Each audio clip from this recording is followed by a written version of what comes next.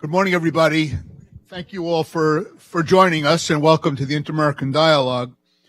We're delighted this morning to feature a special session on the situation in Haiti, a Caribbean country in a hemisphere close to the U.S. that has unfortunately fallen off the radar in Washington, D.C., including, I have to admit, at the dialogue. We've been consumed by Venezuela, Nicaragua, and other critical issues. With this event, the dialogue is trying to refocus attention on a very critical and complex challenge. Our idea is to better inform the Washington policy community about the current situation, discuss what is at stake and where the country may be headed, and examine ways that the international community, including many of you in this room, can be more helpful. Earlier this year, strikes and protests forced President Moise to once again replace the prime minister. Parliamentary and local elections are scheduled to take place in the fall of this year, precisely when the UN plans to wind down its 15-year peacekeeping and stabilization mission. The government is looking to strengthen internal stability and greater security while facing financial headwinds and a shifting outlook with longstanding partners like the United States, Venezuela, and Taiwan. To help us guide and navigate this complicated challenge, we instinctively and naturally called on Dan Erickson, who had developed a superb Haiti program while he was at the dialogue, often conspiring with Ambassador Luigi Einaudi, who we are very, very happy to see this morning. I want to recognize Luigi, who worked close at the dialogue, and he was a fellow here at the dialogue as well and worked on Haiti. Dan, of course, has long moved on, working at the State Department in Western Hemisphere Affairs, and then for Vice President Biden during the Obama administration. He is currently Managing Director of Blue Star Strategies and heads their Latin American practice. He is also Senior Fellow at the Penn Biden Center for Diplomacy and Global Engagement. We're very grateful for his effort in putting the session together and for graciously agreeing to moderate the discussion. We are also very fortunate to have with us this morning two outstanding specialists on Haiti who will share their perspectives and insights on the situation. Jacqueline Charles is the Caribbean correspondent at the Miami Herald. She has reported on the Caribbean since 2006, and last year was the recipient of the very prestigious Maria Moores Cabot Prize for her reporting. In 2011, she was named Journalist of the Year by the National Association of Black Journalists and was among the first journalists who arrived in Haiti after the 2010 earthquake. Jacqueline also co-produced a documentary on Haiti that won a 2011 Regional Emmy Award. Thank you very much, Jacqueline, for being with us. Robert Fatan is the Julia A. Cooper Professor of Government and Foreign Affairs at the University of Virginia. He is a leading authority on Haiti. Among his many books is Haiti, Trapped in the Outer Periphery, published in 2014. In 2011, he was the recipient of the Award for Excellence of the Haiti Studies Association for his, quote, commitment and contribution to the emerging field of Haitian studies for close to quarter of a century. Thank you so much, Professor Fatan, for being with us and coming up from Charlottesville to share your insights. Before I turn it over to Dan to moderate the discussion, I want to give a special thanks and recognize Peter Hakem, who worked very closely with Dan and contributed enormously to developing the event this morning. Peter, as many of you know, is a President Emeritus at the Dialogue and also a Senior Fellow. And finally, I want to thank Tamar Ziff, who's out there, back there, taking photos, for her assistance and support, and Elizabeth Belair, who is also helping us in the back. Anyway, I look forward to what I know will be a great and productive discussion and long overdue. So with that, thank you again for being with us. Let me turn it over to Dan Erickson.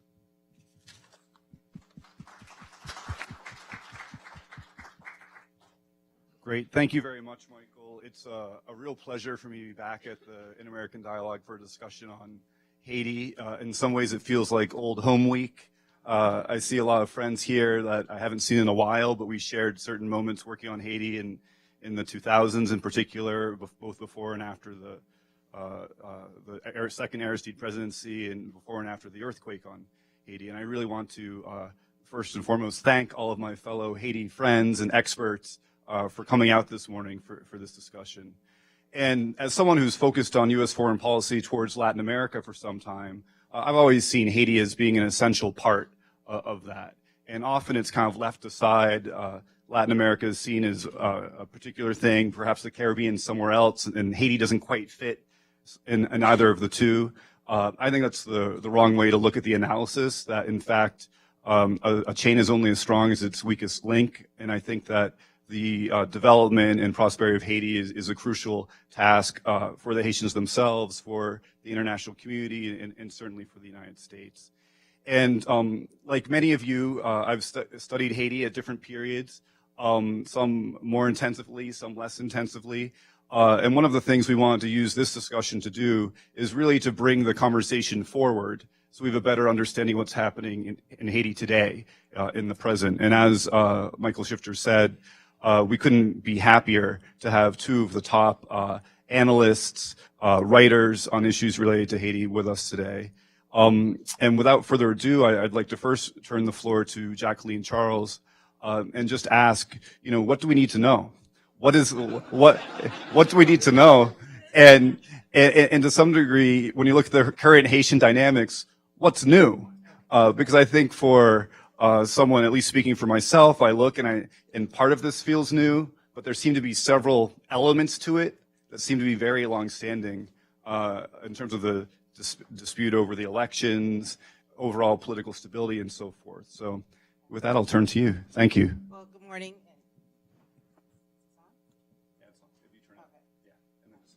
All right, great. Good morning. You guys hear me? Okay. It's so great to see a lot of people here who are interested in Haiti. So I'm a writer and I don't want to get in trouble with my bosses, so I actually wrote this out. And it's going to sound repetitive to some of you, but I think it's also a very good refresher, just so you can understand where we are today, and then moving forward. So as you heard, February 7th of this year marked 2 years since President Jovenel Moise was in office, but it was also 33 years since Haiti ushered in democracy. That day, we saw thousands of Haitians take to the streets in widespread countrywide protests, demanding the president's resignation and an accounting of approximately $2 billion in Petrocaribe funds, savings from Venezuela's oil program that was mostly supposed to be used in social investments after the earthquake. Behind the protests were opposition groups, which some people have called them the radical opposition, and a budding group of young Haitians who, for all intents and purposes, refer to themselves as petro challengers, with two separate commission reports in the Senate accusing government officials mostly associated with former President Michel Mateli's administration of embezzling nearly $2 billion in Petrocaribe funds. These challengers have launched a movement that basically exploded on Twitter and social media. Mostly young, disillusioned, and frustrated, the petro challengers, I believe, are a new equation, a third player, so to say, in Haiti's ongoing political crisis, and one we should all be watching closely, because they are pushing for this new vision of Haiti, and they're pushing back against traditional politicians and politics. With the challengers espousing that they have no use for politicians, either for or against the government, the question is whether they will be able to achieve their goals, which is not only to bring individuals to justice on corruption charges, but to also redo this current system, which they and others are saying has outlived its life. But who is Jovenel Moise? So he's an unknown with no political experience who was handpicked by Mateli to succeed him as president. He was marked as a banana plantation owner and businessman who was going to turn Haiti into a banana producing country once more and use its natural resources to create jobs. During a radio interview, he said, "You cannot say you are a candidate for the presidency and not mention one thing that you are bringing. Today, I am bringing the modernization of agriculture to put Haiti among the big exporting countries to allow for employment." Well, Haitians are still waiting for that transformation. of the country's decaying agriculture sector as the government imports rice, billboards promote USDA products, and ban Dominican chicken, flour, and other contraband continue to pour through the country's porous borders with the Dominican Republic to a tune of approximately $400 million a year, if not more. Critics charge that as President Moise has failed to bring about any meaningful or sustainable change during his 2 years in office or inaugurate any significant projects. He will disagree. In an interview with him earlier this year, he defended his track record in the area of agriculture. Among the projects he highlighted a recently completed study of all the country's plains and a cement-producing factory to address the infrastructure issues in agriculture. Quote, "There's a lot of effort that's being done in agriculture infrastructure," he told me. Unfortunately, a lot of that has been overshadowed by the current political impasse in the president's own style of governance or lack thereof. He has lashed out at members of the private sector, particularly those in the energy sector who he blames for the country's energy woes, and he's promised and overpromised to no fruition. One of his most well-known promises is that Haiti, which has problems paying its fuel bill and suffers from recurring blackouts, even more so today than in the past, will have 24/7 electricity. The deadline is this June. Ads on state-run TNH show the administration handing out solar and battery-operated kits to Haitians in far-flung communities, but that is not the same as walking into your home and flipping on the light switch, which some folks will define as courant 24/24. Earlier this year, we saw the Moise administration switching allegiances in its relationship with Venezuela, finally siding with the Trump administration against President Nicolas Maduro and recognizing Guaido, after spending the first year and a half of bucking the U.S. priorities. That has undoubtedly brought President Moise some goodwill here in Washington, where administration officials were dismissive toward him. However, Trump administration officials are still trying to figure out exactly what is it that President Moise wants. One can argue that he has suffered from a series of missed opportunities and perhaps even missteps whenever he has interacted with top officials. Vice President Mike Pence in Miami in 2017, where he did not bring up the issue of TPS. The head of USAID on the sidelines of the OAS meeting in Panama, where he spent an hour discussing the environment. And most recently with President Trump himself at Mar-a-Lago, where again TPS did not come up, but he spoke about agriculture. On the latter, on that meeting in Mar-a-Lago, Haiti watchers and members of the diaspora criticized him heavily for not raising TPS with Trump, who, during the campaign trail, promised Haitians that he would be their greatest champion. Moise was elected with only about 600,000 votes supporting him, and his closest competitor, Jude Celestin, refused to recognize him amid allegations of vote buying that dogged the first round and the rerun elections. But he's taken his presidency as if he has a mandate. He's used the lack of a one party holding a majority in parliament to oppose his own prime minister, and in March to get rid of one, Jean-Louis Saillant. He is now on his third prime minister, Jean-Michel Lapin, in 10 months. It remains to be seen whether Lapin, who is expected to go before the parliament this week, will pass or fall. Haitian government supporters and some of their friends in the international community, including here in D.C., will note that since February, the opposition has failed to rally support out into the streets. May Day did not produce the large-scale protests some anticipated, and fear would target factory owners after the lower chamber of deputies voted to increase the minimum wage by 78.5%, from 420 goods to 750 goods a day. But we didn't see them. Still, trouble is brewing, and it is imminent. Haitians are angry, they are frustrated, they are fed up. Even those who did not participate in the lockdown in February told me that they were sympathetic to those who led it, but yet disappointed by its failure to bring about any real changes. And talking to Haitians in the country who are living there every day, they all express the same sentiment. Something's got to give. They can't remember things ever being this bad. Not even during the embargo, they say. The military, for lack of a better analogy, they managed to keep the lights on, despite the economic pressure from the U.S. Today, the government is barely able to keep the lights on, and I've written about this in gas shortages in recent months. In the last few months, Haiti has been forced to pay millions of dollars in penalties for a tanker filled with fuel sitting off the Bay of Port-au-Prince while Haitians drive around like race car drivers on obstacle courses before their tanks run empty. Where a fuel price hike in July triggered riots and protests, ironically, the poor handling of the fuel situation has triggered a new phenomenon, overpriced fuel being sold in gallons on the sides of the streets. Meanwhile, businesses are relocating to other regions in the country, to other countries in the region, and are firing half of their staff without pay. Hotels are not receiving tourists, and they're empty. Inflation is at a record 17.5%, and the government's deficit is growing. And the last fiscal year was more than 350 million, and if the rate of the first half of the current fiscal year continues, it will exceed 450 million before October. At the very least, we are witnessing a total collapse of the Haitian economy, and everybody, it appears, is losing. Even the usually well-to-do are complaining about not being able to afford their children's school fees. Bankers are knowing that some of their best clients are having difficulty meeting their loan obligations. And just to give you an idea of the purchasing power of Haitians and how it's been impacted, about 10 years ago, someone with 40,000 goods would get $1,000. Today, it's somewhere in the neighborhood of 467. Haitians, according to economist Kisner Farrell, are living in difficult and increasingly uncertain times. The worsening economic and financial crisis, he says, can be blamed on one thing: the ongoing political impasse. The lack of government, for example, has meant that the IMF has put on hold more than $200 million in interest-free loans. The conditions for that money were a constitutional government had to be in place to present the budget. Well, we know right now there is no government. The fact that Haitians today are getting poorer means that we are witnessing the emergence of a deteriorating security environment as the phenomenon of armed gangs returns. Only this time, the problem isn't just confined to Cité Soleil and Bel Air. It's spread to the Artibonite Valley. In the last week or so, former government commissioner and Senator Jean-René Senatus has accused one of his colleagues, Senator Garcia Del Vaz, speaking to a wanted gang lord at least 24 times while police were searching for him. During one of the days of protest in February, a police official shared his frustrations with me. He said, "I saw something today I never thought I would see.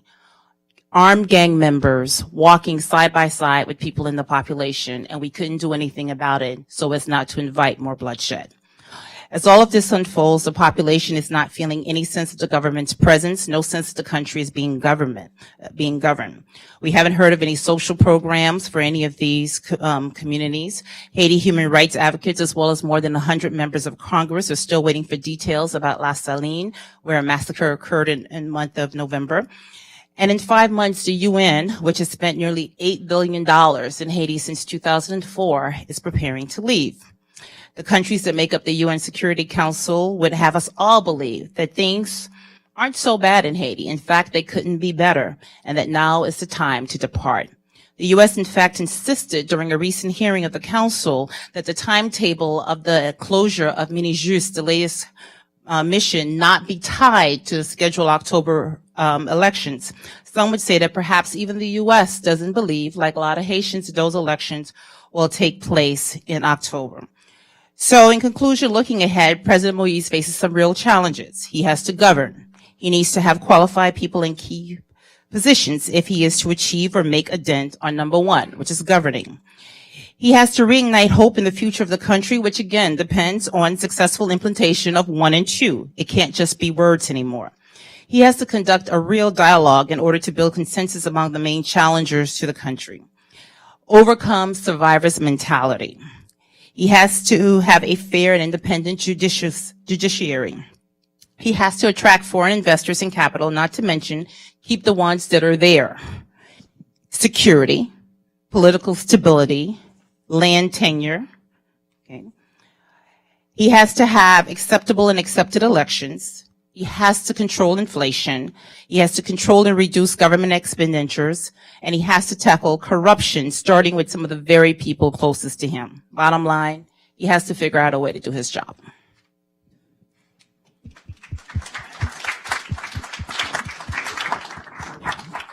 Great.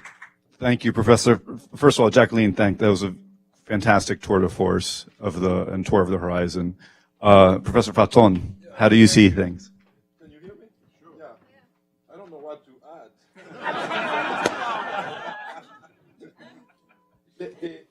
What she's talking about, I was going to talk about, and I call those the conjunctural problems, things that are happening currently that are exacerbating the long-standing structural crisis that has affected Haiti for the past 50 years or so. So the structural crisis, obviously, most people know about it. It's a crisis, it's a crisis in the economy, obviously, where production has not increased for the past, actually since Jean-Claude Duvalier, probably the last few years of Jean-Claude Duvalier. The level of poverty has increased. There was a very recent report saying that about 4 million Haitians are living in dire food insecurity. You're talking also about the crisis of production. There's literally no crisis in it. You can hear me? Yes, oh, I thought I had. Let me just click it off. Okay, fine. Oh. I'll turn it off. So, did you hear me before? Or? Yeah, okay, fine. Okay, so so where was I again? The crisis of production. Yeah, the country doesn't produce what it consumes. It essentially imports everything that it needs to consume. So we have an economy that is in critical condition. You've mentioned the numbers, so there is no need to add to it. But what I think is structural also in Haiti is obviously that level of scarcity, which has a significant impact on politics. And I've called it for the past 30 years, la politique du ventre. In other words, there is no avenue or private avenue to make money in Haiti. So the only way you can make money, except if you're already part of the very privileged groups, is to get involved in politics. So politics turns into a business. You use your state office in order to enrich yourself and to create a clientele. So that has generated a very nasty struggle in politics, whereby those who are in office want to keep it, and those who are out of office want to get into office. And the problem is that there is no longer any significant difference between those who are in power and those who are out of power in terms of their objectives. It's no longer an issue of really transforming the political system or equalizing life chances. It's a matter of taking office and using it in a very nasty way to enrich yourself illicitly. And that, I think, is one of the problems of the opposition. And you mentioned that the opposition's capacity to mobilize is really up and down. And I think it reflects the reality that for most Haitians, there is a complete disenchantment with the whole political class. They no longer believe in anything. It's a cynicism at the highest level and at the lowest level. Anyone who comes to office promises all kinds of things and obviously can't deliver. And the problem for the current administration, it's a problem that is, as you said, acute, because they are no longer capable of massaging the crisis. Foreign assistance has really drastically been reduced. The Petro-Caribe bonanza is gone, and we have a huge debt. The government has no money. And so what you see is the creation of a form of literally gangsterism at all levels. Security in Haiti doesn't exist anymore. The police doesn't have the capacity, let alone the training and the equipment to really face the discontent. So what happens is really the privatization of security.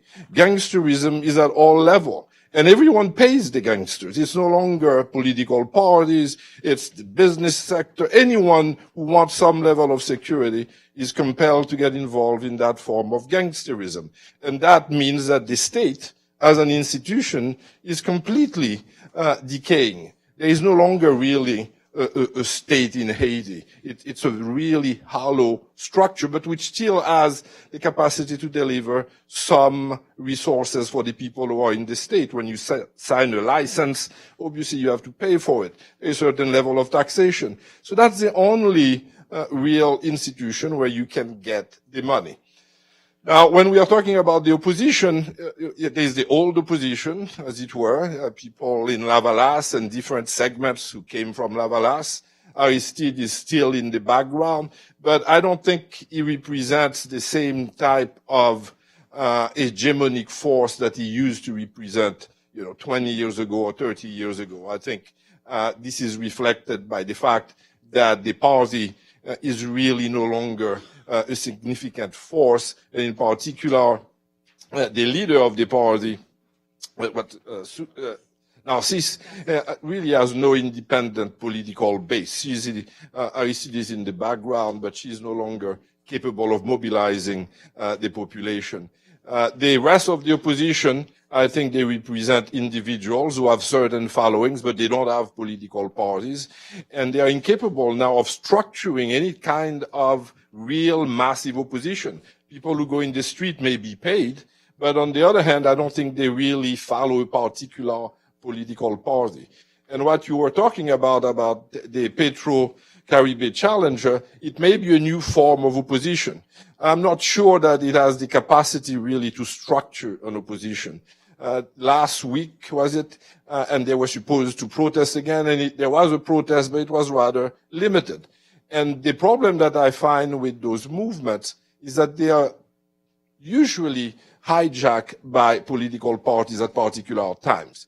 And not only that, if we look at the history of those type of movements, it's not clear that they have the long-standing capacity to challenge central power. What happened, for instance, in the Middle East, in Egypt, I think that social media has limits. It can mobilize, but once the government is confronting you, it's a different matter. So I wouldn't be too optimistic, although it represents really a challenge from below, and one that is trying to change the nature of politics. But again, changing the nature of politics when you have that kind of structural crisis that I have talked about is extremely difficult. And it's not clear at all that you can extricate the current problems from that structural crisis. And if you don't address the structural crisis, the problems remain. This is what we've seen for the last 40 years or so. And the question is, how do you extricate yourself from that crisis? And this is extremely complicated. Not only would you need foreign assistance, but you would need also a transformation from within. And the problem is that those who are in power don't want such a transformation. So how do you change when the people who have an interest in the crisis are still in power? And this is one of the paradoxes. Now, crisis is not necessarily for everyone. During a period of crisis, certain people benefit from the crisis. And given that there is no other option, then the crisis is a good thing for certain people. If you are in the gang, it's a good thing. If you are in the black market, it's a great thing. So there are all kinds of people who benefit from the crisis. And I'm not sure how the country can extricate itself from the current crisis. It's rather bleak. I don't see the elections that are supposed to take place in October changing anything. So, to put it bluntly, plus ça change, plus c'est la même chose. And actually, I think that the crisis, both structural and conjunctural, is more acute now than it was 10 years ago, than it was 20 years ago. And the hopes that came about as a result of the fall of Jean-Claude Duvalier have completely disappeared. And we're in a period really of, I think, utter despair, personally. And it's easy for me to say that because I'm in the United States. Well, yeah. So on that very bleak note, I think I'll stop. Great, thank you. Thank you for the comments. I want to just start by drilling down a little bit on the different political factions that you both alluded to in your discussion. And those of us who have worked with Haiti over time are accustomed, or at least have dealt with groups that have been affiliated with Duvalier, with Aristide, more recently with Préval, with Martelly. Now we've got the Petro challengers, which may be supported by some of those groups or may be independent. I'm not quite sure, but how do you see the current crisis in Haiti matching up along the historical political factions over the last 30 years since the initial transition to democracy? And is this essentially the same, more or less the same cast of characters, that are still struggling over the spoils of the state, or are there new entrants into this struggle? We'll start with maybe you, Jacqueline. Well, let me go back to the petrol challengers for a minute, because if we take away the label petrol challengers, I think there's a new group that is emerging, and that is the youth in Haiti. When I'm talking about the youth, I'm talking about individuals up to the age of sort of like 40. You know, when last year I went to Chile to do a project on the Haitian migration to Chile, which was this new phenomenon, right? I mean, 15 years ago there was like maybe 1 or 2 Haitians in Chile. And in 1 year, we had over 100,000 Haitians who migrated to Chile. That was 10% of the population. And I remember coming back and saying, wow, if Chile wants to do something for Haiti, they need to close this spigot. Because what was happening was that Haitians were going to Chile and they were doing jobs in Chile that they would not even dream to do in Haiti. But at the same time, there was this longing for home. They were struggling, but it was so far away, they couldn't come back. And as long as Chile was an option, the Haitians who were in Haiti didn't care what was going on in the country. They were so apathetic when it came to politics and so removed. They were selling their land, they were selling cows, they were selling whatever, even shacks from the earthquake they were selling so that they can get money to go to Chile. And then when Chile closed the door, something happened. All of a sudden, you have no more options other than the ocean to the Turks and Caicos to the Bahamas, and we're seeing what's happening there. But all of a sudden now, everybody has to be focused on what's happening in Haiti. And to me, that is what's feeding a lot of this. You know, 6-7 years ago, people didn't know what Petrocaribe was. You know, but the day that you hear the woman who's selling charcoal talking about Petrocaribe, where I had this experience where 2 homeless guys were having a debate, you know, on the side of the street about Petrocaribe, and you're like, wow, we've now entered into this sort of new dynamic. But I agree that with political parties and whether they'll be able to hijack, and you see this struggle already, because last year when they started, they were talking about corruption, and then they were pushing out the political parties. I mean, Eric Jean-Baptiste, the former presidential candidate, got attacked at one of these rallies, and then the political parties hijacked their movement, and then it became Jovenel Moise has to go. So I wanted to say that about them in terms of why I think that they need to be watched. But the terrain is very murky today. I agree, you know, with Aristide and Lavalas, and people are always running to accuse everybody of being Lavalas. I've been accused of being Lavalas. I mean, it's like, guys, let's move on. Like, it's time to move on. Remove the labeling. You know, what you have though, because you have people who were Lavalas and they're now PHK, Jovenel Moise's party. What you have is, okay, exactly. That is how. So, you know, so you've got this co-opting of movements. What you have is political opportunists. So you have a lot of that. But you know, the population is saying, who speaks for me? You know, who speaks for me? And this year, what I kept saying to folks in the embassies, stop defining this, that people are getting paid to go in the streets, because there is real frustration there. I mean, when people say it hasn't been this bad, it really hasn't been as bad. And the journalists, those of us who write about Haiti, we are tired of, we're rewriting the same lines over and over and over again, because the situation isn't even moving 1 step forward and 10 steps back. Now it just keeps going backwards. So I think, yeah, so you still have your opposition and you have your pro-government, but if you try to put them in terms of political parties or ideology, you're going to make a bad mistake, because it doesn't exist. It's just, it's Robert said, I'm trying to get in, because if I get in, the same system of corruption, of fraud, the same scheme that's there now, I'm going to benefit, or my people are going to benefit. Or you become a minister and then you hire 80 consultants and they're all giving you a kickback, and we just keep the system going. It's no longer about, I represent this party and here's what we are advocating. And I think that that's the real tragedy in all of this.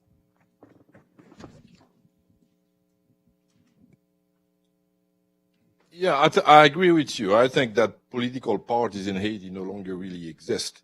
People move from one side to the other, and there's an opportunism at all levels. You're PHTK, when things look good for PHTK, you become, you know, a member of a different party when things change. And parties in Haiti have never been really structured parties. I mean, they are one big man show, and they tend to be created prior to an election. I mean, for instance, the party of Préval just disbanded. So, and you don't know what's going to replace it. So I don't think parties are really the issue, because it's very personalistic. And I think when you're talking about Petrocaribe, and the challenger, it's a rather dramatic thing that you said, because you are essentially arguing that the crisis is so acute that the only way you can escape it is by exiting Haiti. And if you don't have that exit, then it's not clear what is going to be your situation in Haiti. You may be a challenger, but you may also join the gangs. So this is one of the problems. And this is a long-standing issue. I remember René Préval saying, in a moment of desperation, c'est nager pour une sortie. In other words, you have to swim to get away. And this is very much the same thing. And if it weren't because it's very difficult to exit Haiti to the United States, there would be a massive movement. So, but on the other hand, there are all kinds of contradictions, because if people in Haiti can't exit, as you said, the question is, what are they going to do in Haiti? Are they going to structure their struggle in such a way that they are going to offer an alternative, or are they going to be hijacked by the parties, and the leaders of those groups are going to be co-opted into those groups, and nothing will change? So that's a significant problem. Now, the other leaders, that you can see, are very much media creation to some extent. They are on the radio, the very famous program Ramassé. They talk a lot. And that's the way you build your figure, as it were, your leadership. And some of the people who have been in the news, for instance, Yuri Latortue was instrumental to some extent in that Petro-Caribe report. And everyone knows that there are allegations, about Yuri Latortue. You have other people like Beaulieu, who's a deputy, but frankly, he represents Pétionville. I don't see a national venue for him. Then you have the old people. Well, they're not that old, but they've been there for the last 10 years or so. The Moise Jean-Charles, Maris Narcisse, Jean-Baptiste. I don't really see that as a real alternative.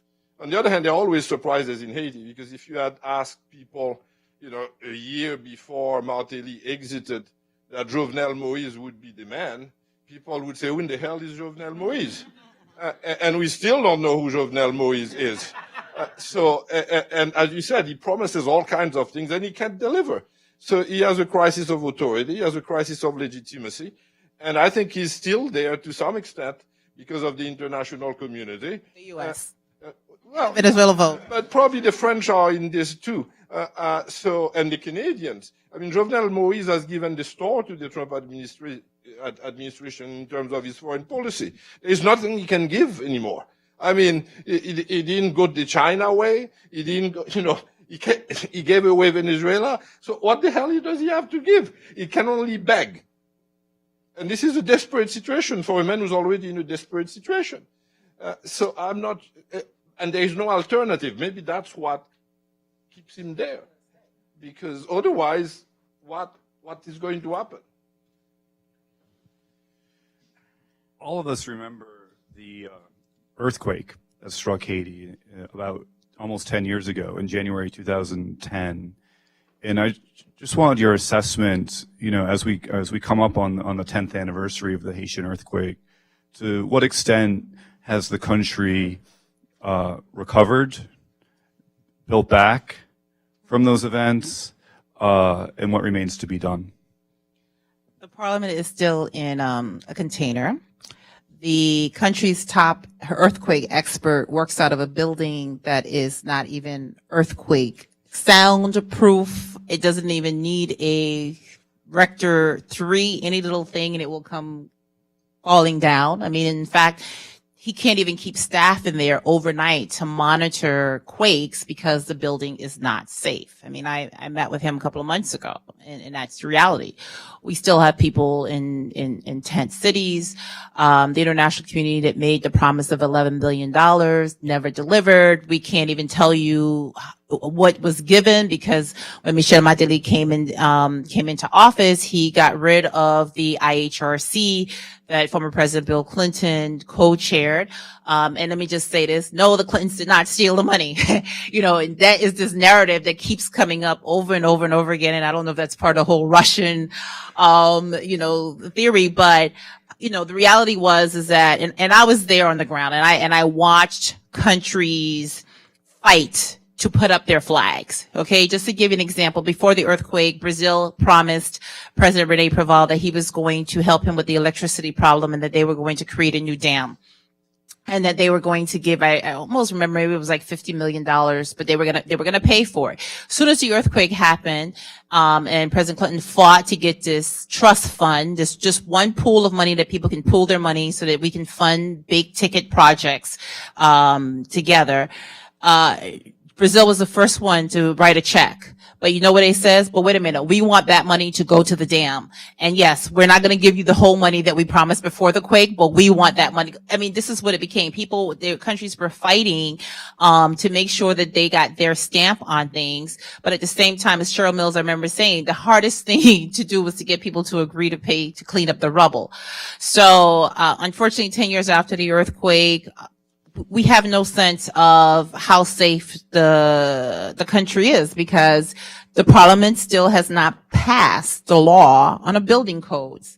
They will tell you that they've got guidelines, but there is no law. There's nobody out there inspecting and making sure that buildings are safe. There are still people living in tent cities. And what I call the U.S.'s legacy is you go out to Karai and it's over 250,000 people that are living there. This is because, Cheryl and Secretary Clinton, they all insisted that the government had to turn over land in order to get people out of Port-au-Prince, and Preval was resisting and refusing to do this, and they told him that this was a deal breaker. Well, they gave the land, and there was over 250,000 people living in a community that has basically no infrastructure, and it's about to outpace some of our major cities in the country.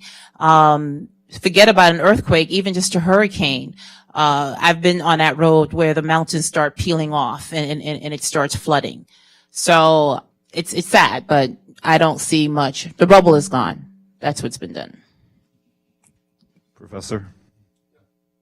One of the tragedies of the earthquakes is not only obviously the calamity and the death, but it is that it was an opportunity for Haitians, both in Haiti and in the United States, to have some kind of real program to extricate the country from the crisis. And for a few months, I'm usually very pessimistic, as you may know, but I was saying, this is it. This is horrible, but this is the moment when things are going to change. And for 6 months, I said, yeah, this is happening. And then things started to fall apart again, very quickly.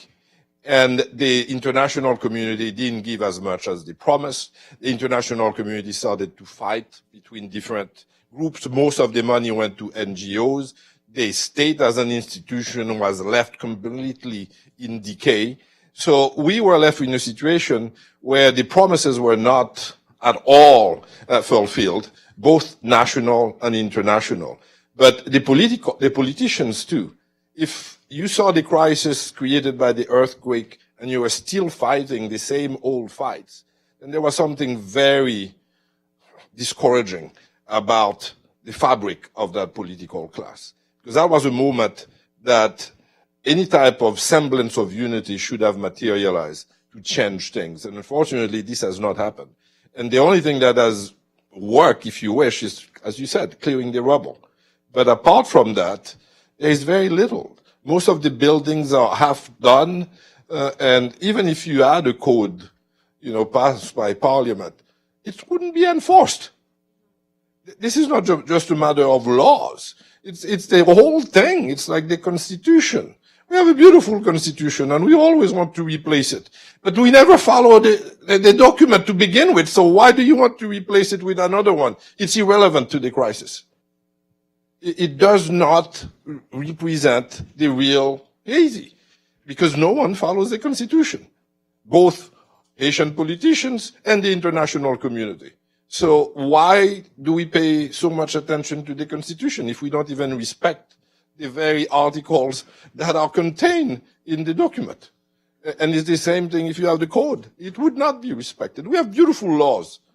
The laws are irrelevant to the realities of the country. It's as we say, Constitution c'est papier, bayonet c'est fait. And it's not just bayonet, it's a political climate we don't respect. I mean, you've been in traffic in Haiti. That tells you that there is something wrong. The lights, even when they work, they don't work. You go, there's a one-way street, no, it's multiple ways. So there is a disorder that is at the very bottom to the very top. And no one seems to give a damn, frankly. And they say, this is the Haitian way. Okay. But it's not a way that has generated much. And this is the tragedy of it all. I remember after the earthquake, there was a lot of discussion and mobilization among the Haitian diaspora. The Haitian American community, of course, but also in Canada and elsewhere. The sense was that between, remittances, economic capital, human capital, people wanted to go back and serve their country. How has the role of the Haitian diaspora evolved over the last 10 years or so? We'll start with. We'll ask some people in the room too. So I mean, you'll get a chance to rebut. I am a member of the Haitian diaspora. I have family, in Haiti, at least a couple of months. I go down to the shop in Miami and I buy, boxes and bags of rice and beans because I live in that fear that this family member is going to die and I'm going to go to Haiti with my mom and we're going to put on this beautiful funeral and then the priest is going to call me out and says, well, where were you when they were starving? And so, and I think that remains the involvement of the Haitian diaspora. I mean, we saw when Aristide came in, there was a lot of hope in the diaspora and people were involved and people were pushing for the campaign and people were building their houses and doing all of these things. But I think after the earthquake, and after the election of President Moise, what I saw was the diaspora has removed themselves. They are now focused on what's happening in their neighborhoods. That's what I see in Miami and in South Florida. This $1.50 that you pay every time you send money to Haiti. There's a lawsuit. I don't know how far it's going to go, but there's a group of lawyers who filed a suit and says, what have you done with the money? And why every time you make a phone call, there's, I think, 5 cents a minute goes off of it, but there's been no accounting, of that money. What I just find is that they are so disenchanted and so checked out, that they just see the government continues to pay lip service to them, but you don't find that excitement. Yeah, I think also the diaspora is divided. I was 2 weeks ago in New York and there were elections, and the diaspora is as divided as Haitians in Haiti. So that's true. There is that longing for Haiti, but it's kind of in the imaginary. And the divisions that you have in Haiti are reproduced here. And there's a tension, to put it bluntly, between the diaspora and people in Haiti. Because there are so few jobs in Haiti. If your diaspora comes back, it's okay, but you're taking my job. So Haitians in Haiti, they love the remittances. This is, to a large degree, the lifeblood now of Haiti, probably $2 billion. $3 billion. $3 billion last year. So that's, without it, the country would have literally, that would have happened. I don't know. So this is the main thing. Politically, the diaspora has very little influence on Haitian politics. Maybe they can give money. I don't know who has access to the Trump administration. Most Haitians are certainly not Trump supporters, and they have very little capacity to reach to the Trump administration. So how do you change that is very complicated. And in addition to that, the kind of, there is a saying, ou quitter Haïti, ou laisser Haïti, mais Haïti pas quitter. You leave Haiti, but Haiti is still in you. Both the good and the bad. So, and that creates divisions. And it's not at all clear that the diaspora can have a significant influence on Haitian politics or on U.S. foreign policy. There is no core group, and you would need first some sort of core group that would be united and capacitated to really generate a policy, propose it, and have influence in Haiti. Some individual Haitians do have. Some very wealthy Haitians have the capacity to know certain people, and that might play a role. But I'm not sure that there is a diaspora as such with a program for Haiti. So that is a complicated business again. Let me just add this. There are two interesting things, though. The millennials, I just love them because they just have this romantic view of Haiti. The Haiti that exists for them is not the Haiti that's a reality, you know. So, but they're great for tourism. They've been going down to Haiti. They're second, third generation Haitians, may or may not speak Creole. So they want to get to know this country. They come after me on Twitter every time I write something negative. They want to beat me up. They don't want to hear anything negative, you know, about Haiti. They want, you know, the Haiti that's in the history books and the Haiti that's like maybe 100 years from now, but they don't want to deal with this reality. But it is still very interesting to see their enthusiasm. And for instance, tomorrow, a group of Haitians, at Google employees of Haitian descent, they're going down to Haiti and they're going to be basically doing like hackathons, and they are going to be doing some training for Haitians who are programmers. So you've got these sort of, you know, events that are happening, and it's great to see them, do that. And you talked about in terms of the diaspora and voting rights. So I was told last week, you know, Jerry Tadju has been working on this amendment for the Constitution, and there are some items in there that are supposed to be addressing, you know, the most involvement, you know, to give the diaspora more involvement. And then as I'm making some phone calls, I'm hearing that President Moise is working on his own constitutional amendments to sort of torpedo that commission. And some of the proposals will remove the diaspora and not really give them much of anything. So that's always the dynamic. You know, diaspora wants this, and then in Haiti, whether it's politicians in office or just the average Haitian, we want your money, but that's it. Stay out. Thank you. I would note, too, that this is Haitian Heritage Month, which is celebrated by many communities here in the States.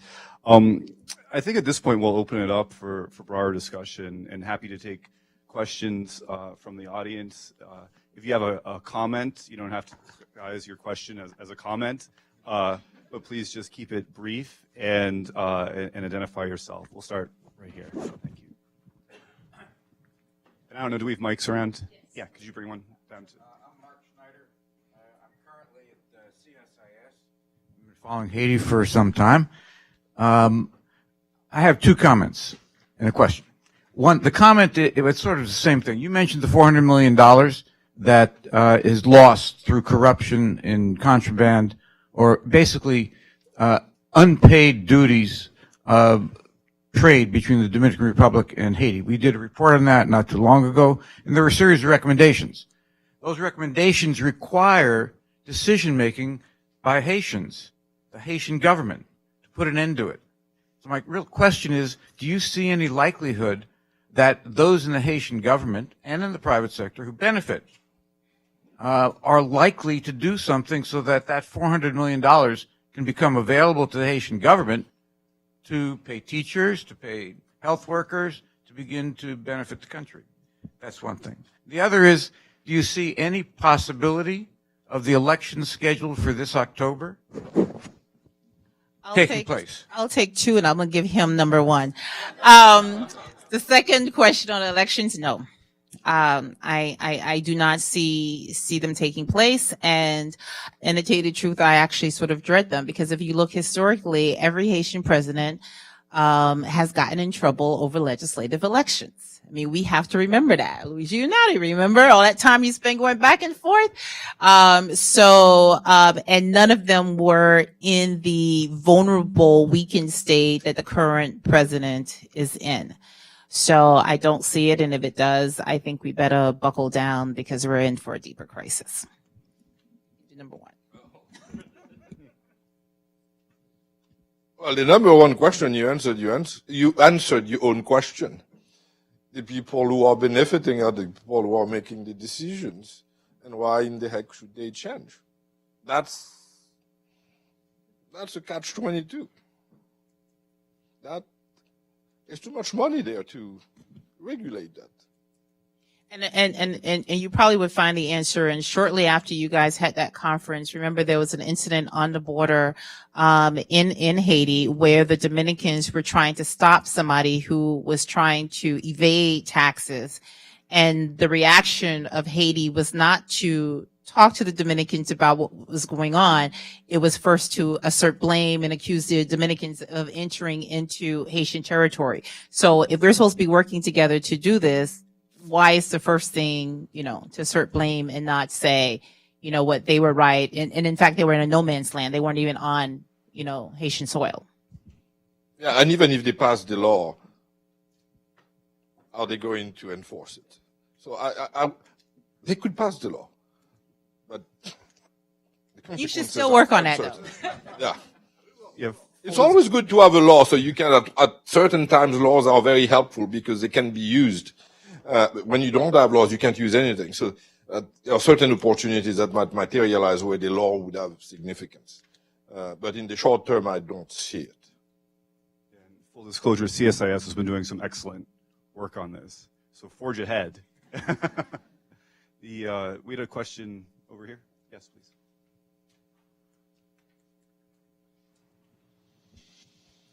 Hi, thank you so much. It was a very good overview of where Haiti is at the moment. But in all this discussion, I just kept wondering if there is anything ever that has worked in Haitian context, and if there is a way to revive it or replicate it. And secondly, where do we start fixing it, right? What are the entry points? Even if there are very small entry points, we need to start thinking about how we can help, or how the Haitian themselves can help. If we could show them the way in this desperate situation or in this crisis, what could it be? Should it come from the private sector? Should it come from the government? Or should it be kind of a regime change? But then who would replace that regime? If diaspora is not the answer, if we don't even have anybody in the technical domain, some technical people, technocrats, even if they're not politicians, I'm just thinking aloud. So I would like to hear something if people have seen something that has worked. Thank you. And could you tell us who you are? Oh, sorry. I'm Uzma. I work in the World Bank on Haiti. Great. Thank you. Thank you. I think that there are things that work. I mean, and they're working at the grassroots level. I think the problem the international community makes time and again with Haiti is, I like to say it's always a day late and a dollar short. When they react or make a decision, they should have made a decision several problems back, and then oftentimes that decision is not looking to support the grassroots. I mean, as an example, after, the earthquake, a lot of these grassroots organizations on the ground felt that they were going to actually benefit from some of the money, that was being promised to Haiti. And I wrote a story, in fact, that they were completely shut out because this money was basically staying with, NGOs. And Bill Clinton took this up and was pushing this, and nobody paid him any attention. And this was the international community that was deciding they were not going to support these grassroots organizations. They wanted to keep the money where they thought that they could control it. I think that we need to stop sort of splintering groups. I think that the decisions or the change has to come from the ground and within Haiti and among Haitians. But we have to stop supporting the same people all of the time or the same groups of individuals. Every time they want to know what's going on in Haiti, it's always the same people that they look to. When February happened, again, in talking to folks, I said, go out on the streets, talk to Haitians who are on the streets.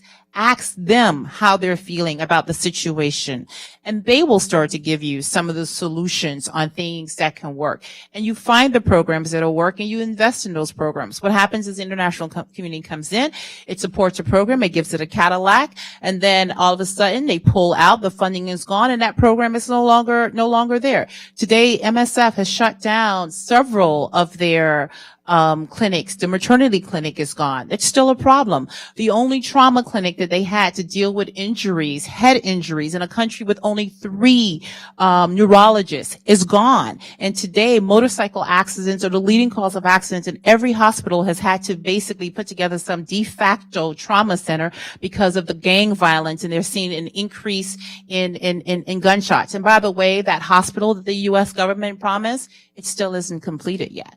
So this is what I'm saying. It's like Haitians have a lot to be blamed for, but I think those of us in the international community who have been saying that we've been trying to help Haiti and do things, we also have to look at ourselves and look at some of these programs, and we need to reevaluate and figure out how do we, really put that funding in things and help the Haitians become sustainable and help these programs become sustainable? Yeah, I think there are solutions. I mean, if you look at Haiti in the current context, I think most of the investment should be in agriculture, and most of it should be to generate food. That would, on the one hand, curb the massive deficit that we have. It would also stem the tide of migration from the rural areas to the urban areas. It would also not be just a fantasy, because if you want to modern agriculture, you need all kinds of things. You need cement, you need engineers, you need the technicians that are going to provide the modern agriculture, but it needs to be a restructuring of the model. The model that we've had, and we've had it since the days of Jean-Claude Duvalier, is an utter failure. And it's a model which expected to transform Haiti into Taiwan of the Caribbean. And if after 60 years of that, we still do the same thing, we are not going to change the situation in Haiti. So there is a role for the private sector. If the private sector wants to go into that, that's fine. But I think the government has a responsibility to the overwhelming majority of the population. And the overwhelming majority of the population needs food at this time. And a complete transformation of agriculture is something that is not some sort of dream looking at the past. It's really something that could be quite modern, that could involve the rural population, the grassroots populations. But I emphasize also, it should be directed at the internal market. And that is not something that the international community has wanted, to put it very bluntly. They don't want that. This is not the model. And it's like, when they created the thing in the north, Caracol. I remember having a talk here in DC, and the South Korean was here, and that was when it was had just started. And I told him, I don't care what you say. 5 years from now, there will be nothing more than what you have now. And actually, you may even have less, because they are to some extent exiting. So when you put all of your eggs in there, and that was a lot of money that was put in that thing, it has not produced the jobs. It has 12,000 jobs. Yeah, but what is 12,000 jobs in the context of Haiti? Yes, but you can't put this model in, spend $350 million, and then you still have Port-au-Prince trying to. I agree. There are all kinds of problems with it. But I'm saying that the government's role, if they want to do that, I think it should be peripheral. Let the private sector do its own thing. You can give subsidies, you can give TAF. I mean, we are in the real world. You need to do that in any case, whether you like it or not. But I think the bulk of the investment should go into agriculture. And that, to me, would be one way of dealing with poverty, one way of dealing with the exodus from the countryside. And when you look at Port-au-Prince is no longer livable. I mean, this is a town that has, 3 million people? It was built with an infrastructure for 300,000 people. And nothing has stopped that. You go to Cape Haitian now, it's a mini Port-au-Prince. So everyone goes to the city hoping that they'll get a job, and they don't. They end up in, the very poor areas. They don't have a job. They don't have a future. And then you have the gangsterings that creeps in. So I think the model itself has to be completely retaught. And frankly, those in power don't want to rethink it. Those in the international community don't want to rethink it either. This is the model, period. Just to drill down a little bit, what you're both saying, if I'm hearing correctly, is a much more community-focused, community-based development versus kind of like these big projects backed by the international community and supported by the government? Is that? Yes and no. I mean, I think if you're going to deal with agriculture, it's going to be a huge endeavor, because you need to have land tenure, which is a very complicated business in Haiti. It's a political matter. So you need a government that is capable of enforcing it and has the backing of the international community, and which would go against very powerful interests in Haiti. But if you don't do that, what is the alternative? You're not going to have industrialization in Haiti. The small export business, even if it grows, is not going to generate, let's say, you're very optimistic. It goes back to the days of Jean-Claude, 100,000, 150,000. But you don't resolve the problems. We have models that work. I mean, I was in Jamaica a couple of years ago where they're doing greenhouses. And what did the Jamaican government do? I mean, first of all, they fixed their land tenure problem so that a farmer can take his papers, go to a bank, get a loan. The structures that they were using, they were from USAID. They couldn't hold up with a hurricane. So they went to the Canadians, and the Canadians gave them more money so that they can fund stronger structures. And if you're a hotel owner in Jamaica and you run out of green peppers, you just can't call up to Miami and say, ship it in. You have to go to the Ministry of Agriculture. Then they actually have a computerized system, GPS, by the way, also to tell you if there's a problem, and they can pinpoint if there's any green peppers in the country. And when they transformed that Ministry of Agriculture, they didn't hire farmers. They hired people with business degrees and who had worked in different sectors. I mean, everything worked together, but it was a decision that started at the top with the government, and they says, this is what we want to do. We want to do value added, and we want to transform a segment of agriculture. And they told the international community, here's what we want. In Haiti, we will, they tried the greenhouses, and that was sort of a failure. But this part didn't work. That part didn't work. It has to be holistic. We have to stop piecemealing it. And that's what you see over and over again. It's like you have great ideas, but as long as we approach it with a piecemeal mentality, it's not going to be successful. Great. Thank you. We had a question right here. Third row back. Yes, good morning. My name is Jacqueline Charles. I'm from Quisqueya, Haiti. Quisqueya, I'm president of University of Quisqueya. I'm not sharing the feeling of despair about Haiti. Sometimes I'm inclined to think that there are many Haiti. There's the one we talk about from the outside. There is the one you see when you land there. And beyond or behind the one you see, there's another one we don't see. I've been traveling a lot in the hinterland, and I'm trying to visualize the other Haiti, the one that we don't automatically see. And my feeling is that what's happening here, and that we can qualify as a chaotic situation, this is good news for Haiti.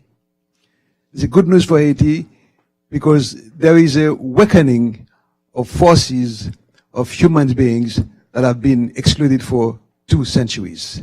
Now they say they invite themselves into the scene. They invent shanty towns, they want the financial system. They are inventing gangsterism to find resources for survival. And it's a good fight to put an end to exclusions.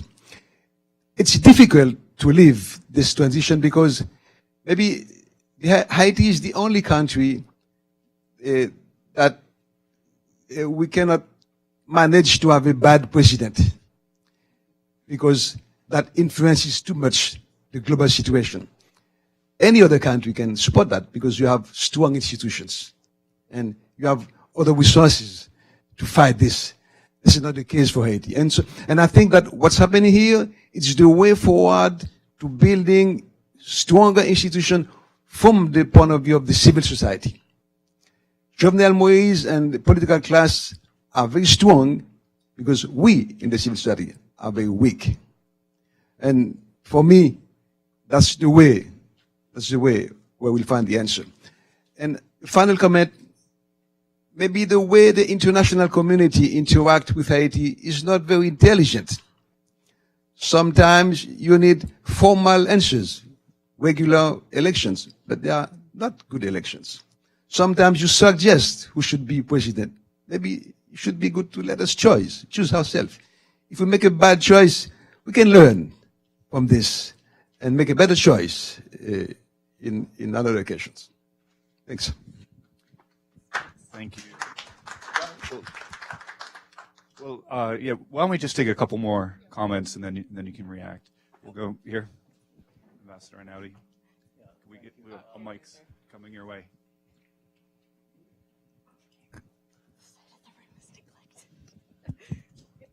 It's on. Thank you very much. I'm Luigi Einaudi, and for a while I thought I was living in Haiti. And it is an extraordinary country with extraordinary people. And I think, an extraordinarily difficult and often, I think, counterproductive relationship with the outside world. I am, by instinct, an optimist, so I really am a little bit depressed by the discussion that we have been having. Part of it also goes that that earthquake 10 years ago came at a moment when I thought Haiti was beginning to pull itself together, and that had it not been for that natural disaster, my hope is that we would not have been having quite this conversation today. Now, I want to tell one quick story, and I'll be very fast. I discovered when we became involved in, for the 28 millionth time, in elections in Haiti, that elections had always been based on giving voters a piece of paper that was only valid for the election and then would be thrown away. And since the election was likely to be no good anyway, that meant that the whole investment was bound to go nowhere. So I developed a small rule, which I think still applies. Think to find something that will leave a trace for tomorrow, even after what you've tried today has failed. And it is on the basis of that the OAS went to the Mexicans and said, let's put together the system that enabled you to beat the PRI. And that was the establishment of a national ID card that was useful for voting, but would then, after the election failed, would still be useful for other things. And one of the questions, the first question I always ask is the ID still being worked on? I think it is. I would say, and I'd love to hear the reaction because our speakers both reacted. What's the story? Just hold on the reaction for once. I think, do we have one over here? Right here? Yes, please. Hi, I'm Vitalia Peak. I'm the Global Security Coordinator at PSI. It's a global health NGO. So since I'm the person responsible for security for Haiti, my question is going to be less policy focused. But basically, on a day-to-day basis, we have to make decisions, and I'm responsible for heading those decisions on whether we will operate, whether the office will be open, whether we'll go out and perform program activities. And something that's become really difficult is back in July, when the protests happened, our staff said, this is different. We've never seen this. But since then, even in February, you all mentioned, we've never seen something like this. But at that point, our staff were already like, oh, yeah, we're gotten used to this. And they're saying, why are we closing the office now, but not during this time? So I have to constantly see what are the factors that should affect, is it safe for our local and our international staff to have program activities? So I'm trying to find out who's doing the protests.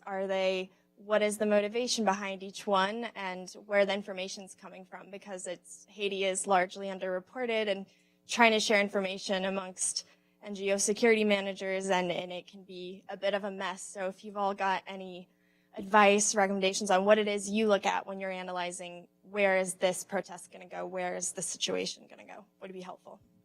Thank you. I feel like Peter Hakem, did you have your hand up before? Since this panel is your idea, I feel like my sense, in a real sense, that the international community interest is way down from what it once was. I mean, clearly after the earthquake, the interest jumped way up. But talking back when Dan was working with the dialogue, and I was working with Dan, and we were working with Latour, Jacqueline, that one got the sense that there was sort of in the United Nations, in the Organization of American States, as Luigi Einaudi said, within the U.S. Congress, there was a group of influential congressmen and senators that were taking an active interest. And much of this, take the Canadians, for example, where the Canadian embassy was very, interested in Haiti and would come to the dialogue. And today, this is all sort of energy has been lost. That there is, almost a distancing from Haiti on almost every front. There's one, and of course the withdrawal of MINUSTA and the peacekeeping. One just doesn't get a sense that there's. I mean, when we were planning this, I tried to find news stories on Haiti in the U.S. press, and aside from the Miami Herald, there's almost nothing. I mean, is the international community basically abandoning Haiti? With there, I'd like to turn it back to the panel for maybe a combination of addressing the questions and concluding remarks. Just to summarize with the last interventions, we had Professor Lumarck referred to a Haiti that one doesn't quite see from the airport. And is there actually, is this a more positive story about civil society awakening rather than just the deterioration of the political system? Ambassador Einauti's question on the IDs and what's the status of the national identification system in Haiti, security and the protests. And I know from the State Department issued a level 4 travel warning for Haiti back in February. I believe just reaffirmed it in April, which is the most severe warning. I think the only other country that has that level of warning is Venezuela and perhaps a couple of parts of Mexico. So that's clearly an issue. And then Peter's question, where's the international community today? And we're near the end of the panel and no one's used the term Haiti fatigue yet. I was about to say And, maybe the first person who uses it loses, I don't know. But, the question of Haiti fatigue, for the international community working on Haiti, but then also, my sense is that there's a lot of fatigue within Haiti about the international community. And certainly some of us may look at the fact that the United Nations mission is withdrawing and scaling down as a negative sign. But, there was a group of Haitian senators up here last week from the opposition who were very happy the UN was leaving because they felt like it had not achieved much in its tenure. So that's a lot to kind of think about and discuss. But maybe we'll start with you, Jacqueline. You can pick those topics and your own, and then Professor Fajon can conclude. Let me go back to what Jacqueline Charles was saying, and I think we should have agreed on a one sense where I talked about that new group, that some people have called petrol challengers, but the youth. There definitely is an awakening and this idea for some of them that this is the country that I have to live in. This is the country that I have to stay in. But this system has outlived its shelf life, and so it needs to be changed. But they want to. But then there's also within that group individuals who want to push it to chaos. I have to tell you something that happened to me on the streets of Port-au-Prince in February, and it still bothers me, and I'm still disturbed by it, because it's one thing when you hear people say something, but it's something else when you see it happen in front of you. And I was following a protest, a group of university students who were protesting against the shooting of one of their schoolmates, and they were blaming the police for this, and it wasn't clear on exactly how this young man was killed or who killed him. And today everybody wants to blame the police, even when the police are giving directives to use blanks.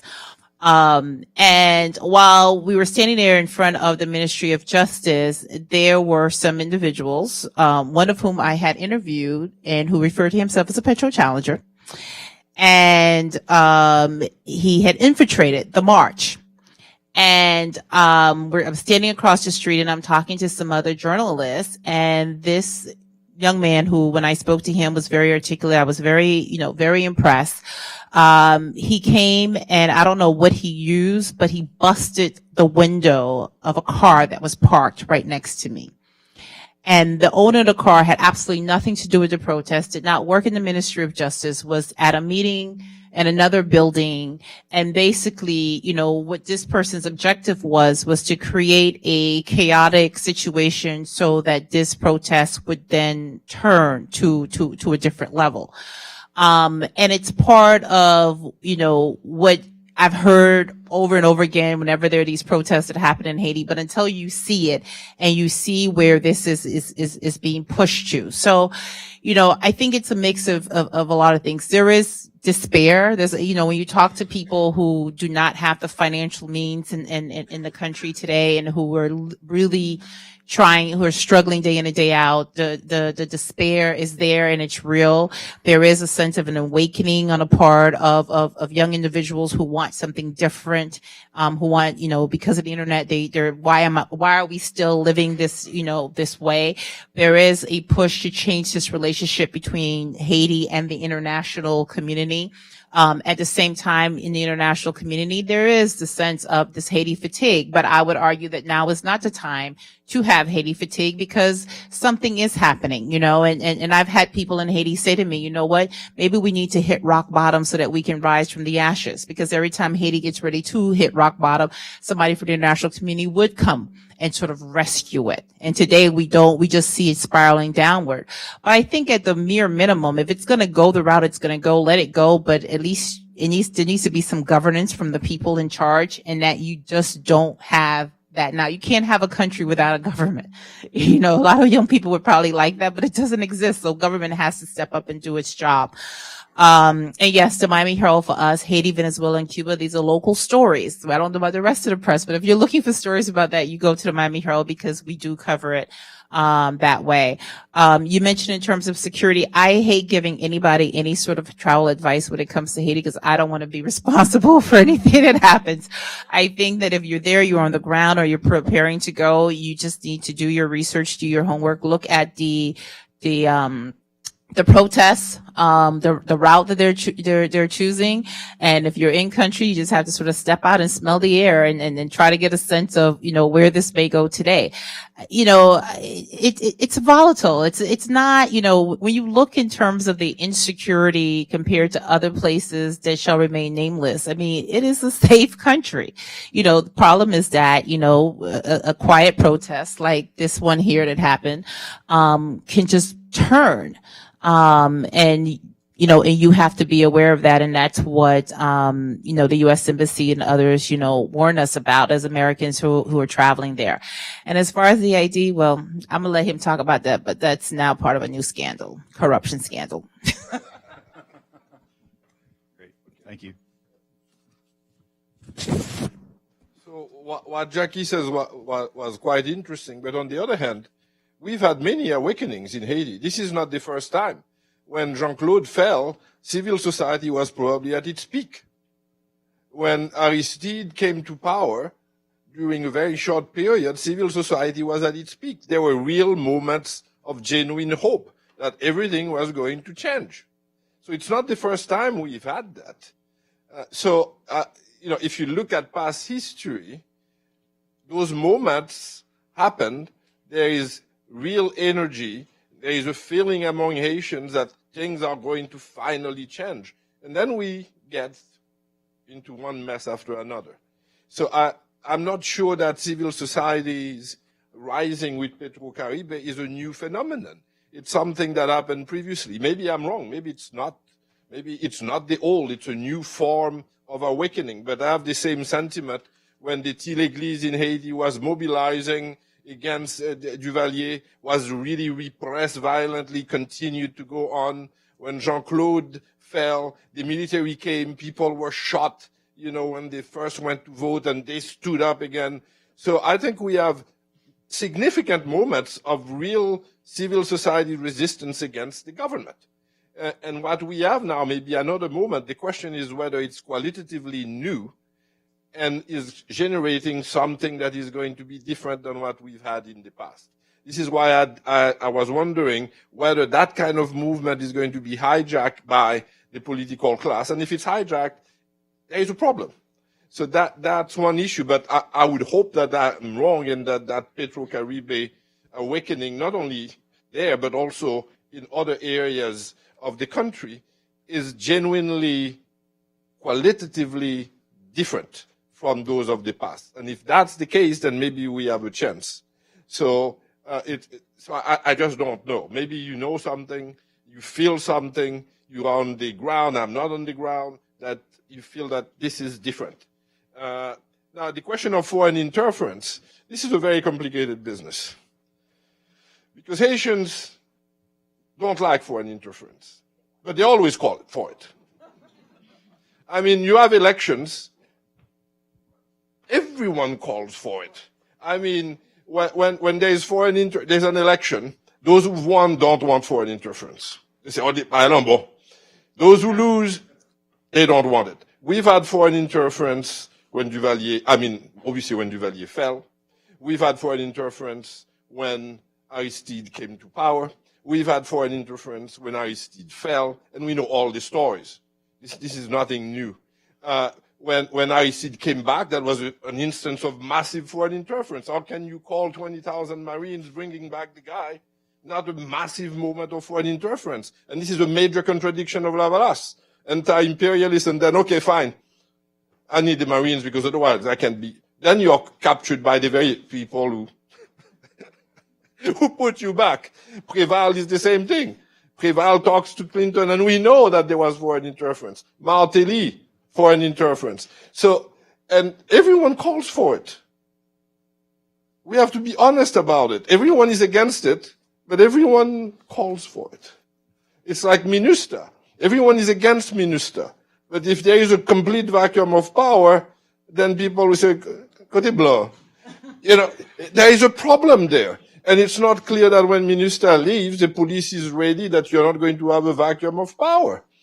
Those are the tensions that exist. Foreign assistance, you know, when we got the $3 billion, 90%, even more than that, went to the foreign sector, the NGOs and the Beltway bandits.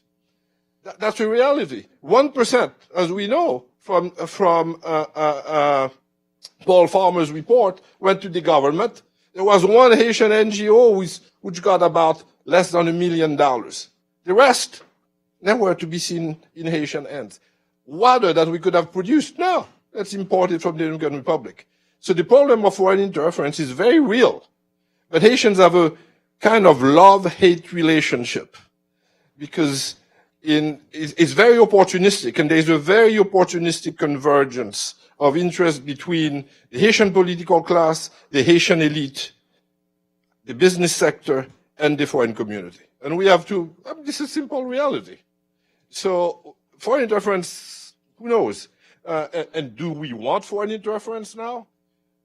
You know, as Jackie was suggesting, well, sometimes we'd rather not have the fellow who's elected the president, because he may not even have been elected, actually, and he may not have been the good choice in any case. So let us make our own choice, however poor that choice may have been, and then we'll learn. But we haven't had that, frankly.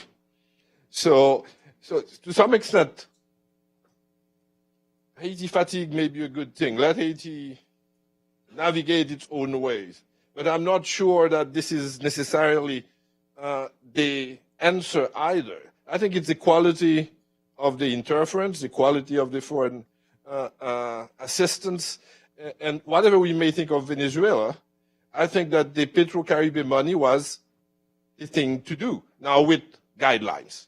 I mean, you don't give money and then expect the government to do whatever it wants with it. But at least that you know it's not going to go to corrupt practices.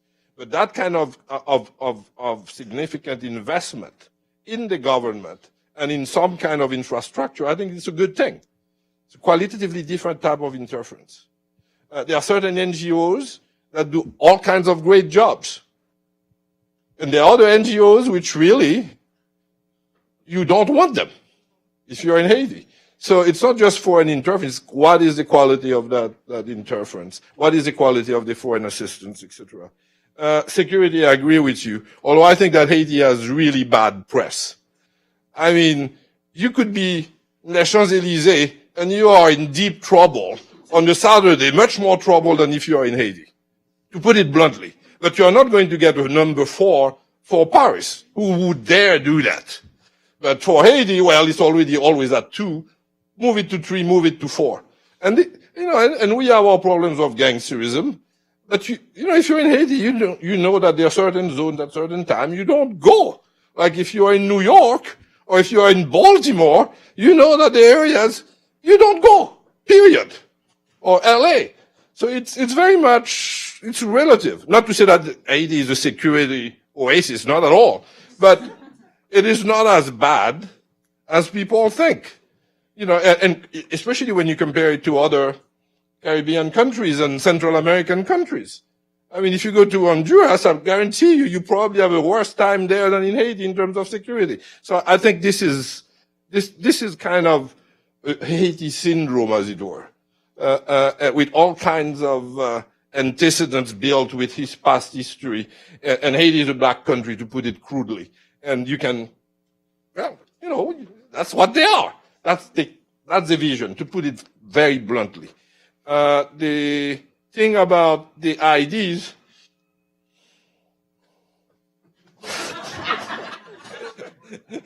we are working on it. It's a work in progress. So, and the last elections, it's a real issue, and we don't have an answer to it. And again, it's the case of a bureaucracy that doesn't have the competence to enforce its own rules, like many of our laws. As I said, we have plenty of really great laws. I mean, you look at all of the hills where they are, because we already have plenty of things you shouldn't build there. But politically, you can't move those people anymore. They moved and they're going to be staying there. So the question is, how do you fix it? And that is another issue. Was there another? I think that's it. Great, and I think we've come to the end of our time as well. I really just want to conclude by thanking our speakers and by saying that I think that while there may be some that have Haiti fatigue, those up here on the dais do not, or at least it's not 100%. I mean, there's a big conjuncture coming up in the fall with obviously the scaling back of the UN mission and the possibility of congressional elections. So I think that'll be the next focal point. With that, thank you, and thanks to the Inter-American Dialogue.